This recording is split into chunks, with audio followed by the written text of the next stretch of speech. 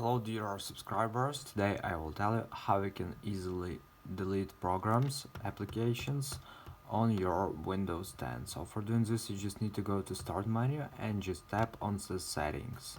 So after you tap on the settings you will see here apps, so just tap on the apps and here you will see list of all of your apps you successfully install on your computer. So just tap on app you want to delete, for example this one, and here you can see also capacity, how much memory it takes from your computer to this app, and also here you can see modify and uninstall. So just tap on uninstall and just tap on uninstall, submit it.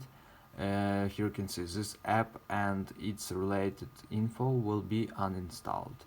So after you tap on uninstall, it will successfully uninstall your app from your computer. So this is the way how we can do it. So thanks for watching, have a nice day, subscribe to my channel, click like, and goodbye.